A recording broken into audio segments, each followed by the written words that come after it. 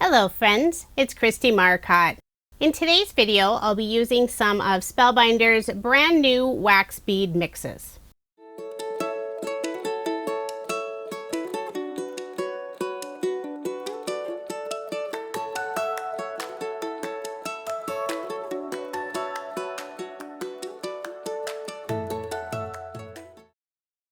Last month, Spellbinders released lots of new wax bead colors along with several wax bead mixes. I selected 3 of them to play with. I have teal, pink, and coral. Each of the wax bead mixes include 4 wax bead colors. So you could use them individually, you can mix and match them, lots of different options. I pulled out my storage container that holds all my wax stampers and also the handle. I selected the sunflower, and I also decided I'll use the solid, and this is the 1-inch solid circle. I think the solid circle will really show off the mix of the wax bead colors.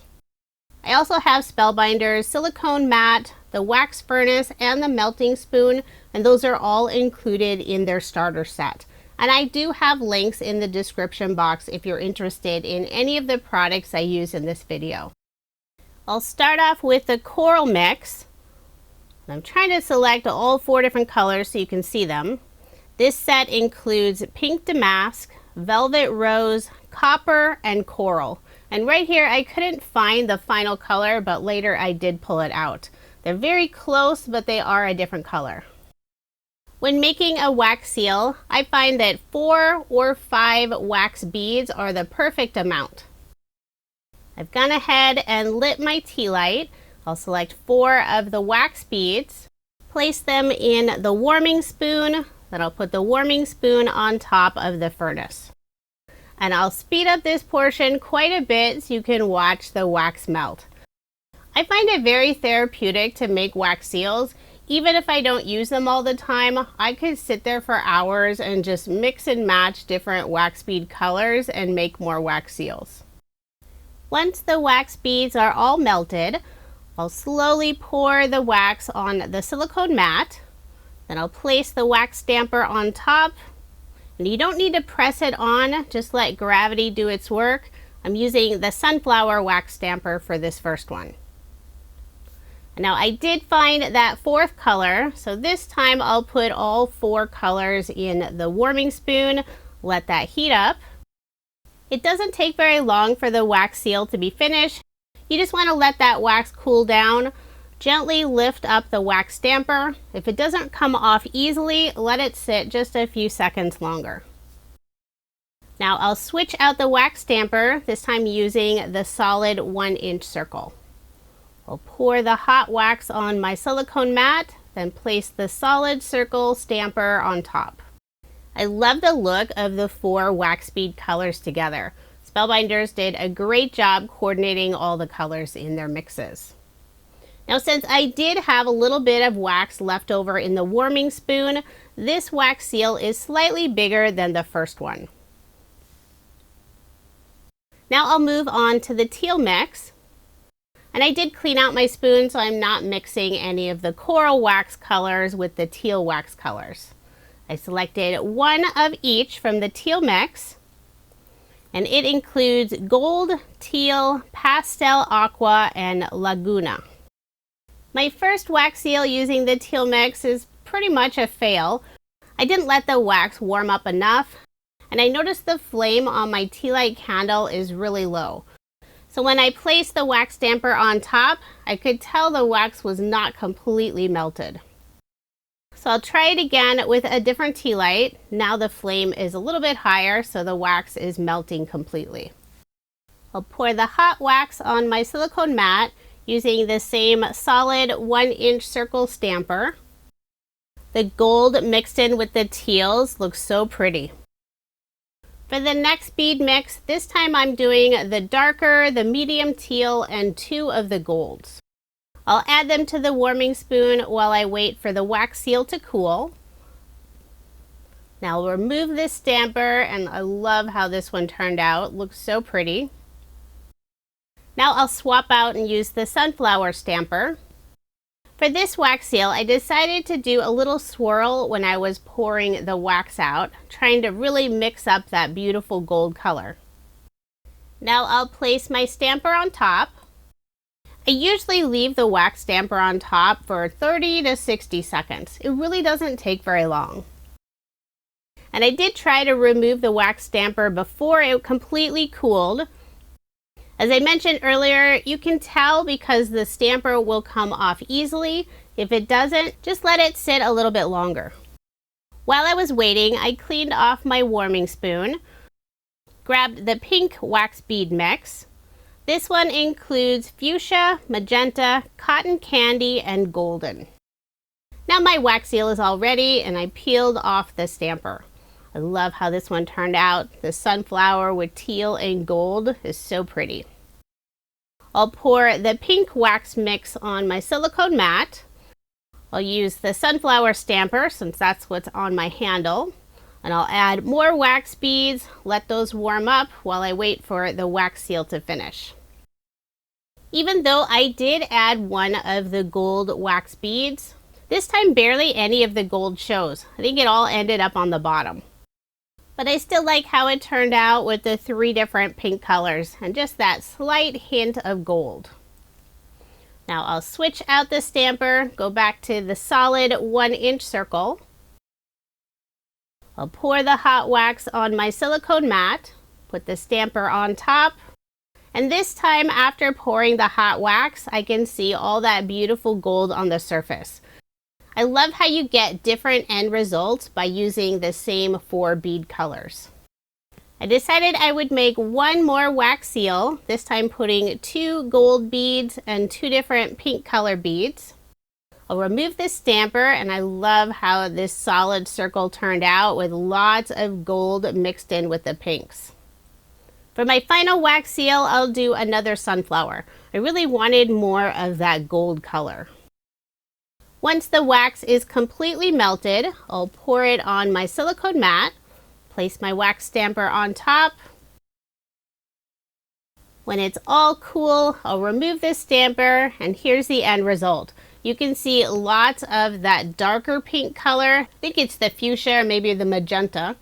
You can see some of the pretty gold and a little bit of some of the lighter pink colors. Here are all the wax seals I made. I zoomed in so you can get a closer look. I love how these turned out. The new bead mix sets from Spellbinders are beautiful. I will be sharing a few cards using some of the wax seals I just made. For my first card, I'm using Spellbinders' brand new 1-2 punch. It has a corner rounder on one side and a notch punch on the other. I'll round all 4 corners of this lovely tone-on-tone light orange gingham pattern paper. It's from a honeybee stamp collection that was retired last year. I'll layer it on some rust-colored cardstock. For this card, I'm using Spellbinders' Fresh Picked Daffodils die set. Although it's not going to look like a daffodil since I'm using that rust color for the flower. For the center of the flower, I have some light orange cardstock pieces. And behind the little spots of the very center of the flower, I'm using some gold mirror cardstock. After assembling the center of the flower, I'll put glue on the back and adhere it on the center of the petal piece of the flower. I cut out the leaves from some light green cardstock. I'll adhere that piece down first, trying to center the stem. If you haven't seen Spellbinders' Fresh Pick collection, there are so many beautiful floral sets. And if you use all of the flowers on this set, it'll fill the background of your card with these fun, whimsical flowers. I did share a video last month using the new Fresh Pick collection, and I'll link it at the end of this video if you're watching on YouTube. I did put some foam dimension behind the flower, remove the release paper, and I was trying to figure out which direction of the flower looked best. At the bottom of the card, I'm adding some metallic gold cord. I put some ATG tape on the back of the card front to hold the end of the metallic cord. Then I'll wrap it around my card, I think 4 or 5 times. And to make sure the cord stays in place, I'll put some double-sided adhesive tape on the back covering the ends. I'll remove the release paper and also add a little bit of glue on both of those ends. I don't want the cord to slip off later. Then I'll put ATG tape on the back, add my card front onto a card base, leaving 1/8 of an inch of the white card base showing. All of my cards in this video are American Standard A2 size, 4 1/4 inches by 5.5 inches. Now I'll add one of the new wax seals that I made. This one I used the coral wax beads and the solid circle stamper. I'll be adding it on the center of the flower. To adhere it in place, I'm using Spellbinders Wax Seal Stamp Adhesive Circles. These are super sticky and they are designed to fit behind the wax seals. If you want, you can always pour the hot wax directly onto your card or project. I prefer to make them separately and then add the wax seal later. I fear I would get my card basically finished, pour that wax seal on, and ruin my card. So I'm glad that Spellbinders has adhesive stickers to use specifically for their wax seals. I also put some foam dimension on the back of the wax seal, just in the area where it goes over the gold cord in the center. For a sentiment, I'm adding Hello Friend. This is a sentiment I had in my stash after using one of Spellbinders Glimmer Club kits last year. It included lots of sentiments and the die to cut it out with a little banner. So I have a bunch of sentiments all ready to use. I'll adhere this sentiment on the center of the wax seal, so this card does have quite a bit of dimension. I put foam dimension in the center of the sentiment, and I'm adding some thicker foam dimension on the right and left side of the banner area of the sentiment, trying to keep it at the same level. Using more of the metallic cord, I also tied a double bow and adhered it underneath the sentiment on the left side with a small glue dot. After adding that last bit of foam on the left side of the sentiment, I'll pull out a white gel pen, add highlights to the flower and also the leaves. This is an easy way to add just that little extra detail to your die cuts. For embellishments, I'm using Spellbinders Dimensional Dots. This is the clear color. I'll put 3 in the lower left-hand corner and 2 in the upper right-hand corner. I like that this set includes 3 different sizes of dots. So there is my finished card, and this is card number 1. I really like how this card turned out. The coral wax bead colors are so pretty. Now moving on to card number 2. Using more of the gingham tone-on-tone pattern paper from the retired Honeybee Stamps paper pad, I'll layer it on some mustard yellow cardstock, put ATG tape on the back, add my card front onto a card base, leaving 1/8 of an inch of the white card base showing. Next I'll add a white oval. I use some white pearlescent cardstock and Spellbinders Essential Stylish Oval die set. Put glue on the back and adhere it on the center of my card. I'll be using a few other Spellbinder die sets, sealed twine, fresh picked sentiments, and sealed squiggles. I cut out the sealed twine pieces from the same mustard yellow cardstock. For the sealed squiggles, I used 2 different shades of teal cardstock and also some gold pearlescent cardstock. I'll add the squiggle pieces down first. These are very delicate die cut pieces. I'm trying to be careful not to add too much glue on the back side. The sealed twine is a fun die set to use. If you don't want to use actual twine, you can simply die cut out a piece. And this is a fun option, especially if you don't have the color twine you want to use. You can simply use cardstock. You could even use white cardstock and color it with paint or a marker. This set is designed to wrap around the card. I meant to do that, but I forgot and already put my card front on the card base. So instead, I'll add enough glue on the back so it goes all the way at the end. Then I'll use a pair of scissors and trim off those end pieces. I like how it has the circle piece on the end. This is where you can add your wax seal. Of course, you could always use this without a wax seal. Simply put an image or sentiment in that area. I have just one more side of the paper twine to trim. Since I've been playing with wax seals in this video, I will be adding a wax seal. I selected one of my favorites, pretty teal with all the gold on one side. I'll add one of the adhesive stickers on the back, adhere it on the circle area of the sealed twine die cut piece. For a sentiment, I'm adding the word hi. I cut this out from some dark teal cardstock. I'll put glue on the back and adhere the sentiment on the right side above the paper twine die cut piece. For embellishments, I'm using more of the clear dimensional dots. I'll put 2 in the upper right hand corner and 3 in the lower left hand corner. So there is my finished card, and this is card number 2. I think the yellow gingham background looks really pretty with the teal and gold wax seal. For card number 3, I'll be using Spellbinders Sunflower Serenade die set. This is one of my favorite sets they released last year since I love sunflowers.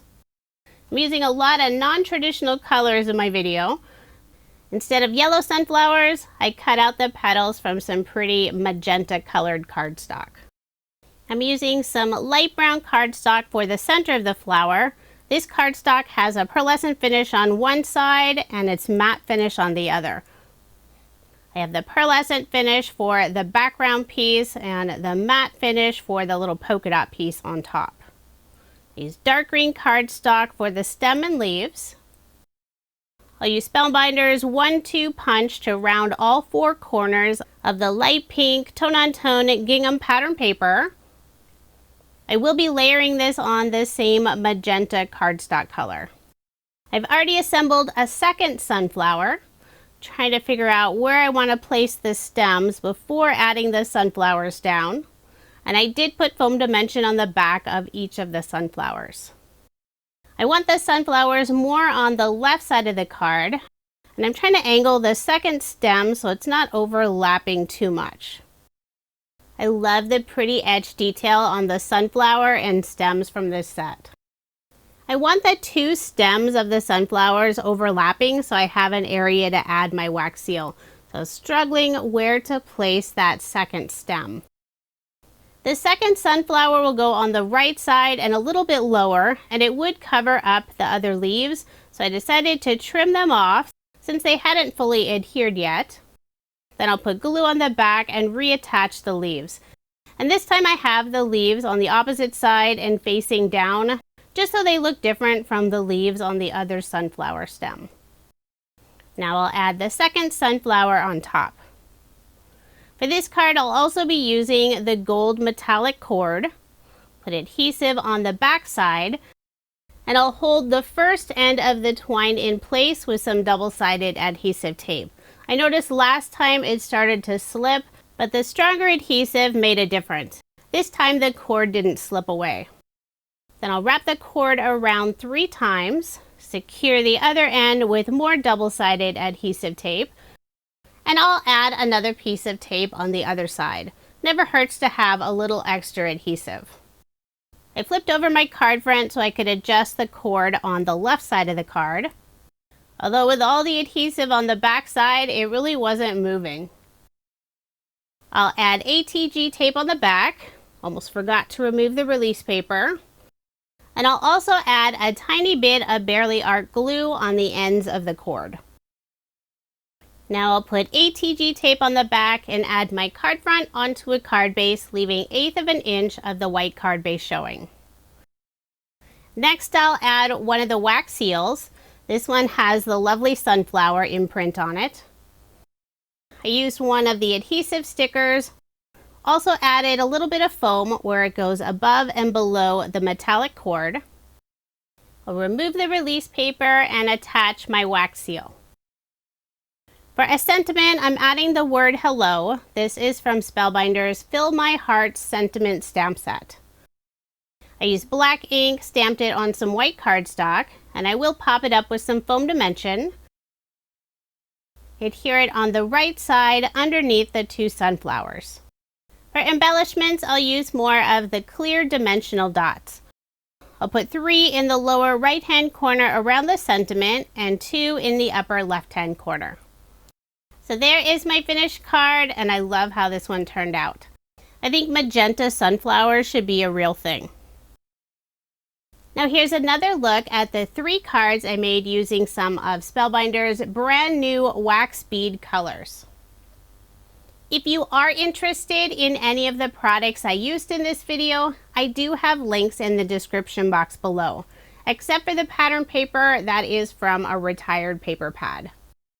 If you enjoyed my video, please give it a thumbs up, subscribe to my channel, and make sure to hit that notification bell so you don't miss out on any future videos. Thank you so much for watching, and I hope you have a wonderful day.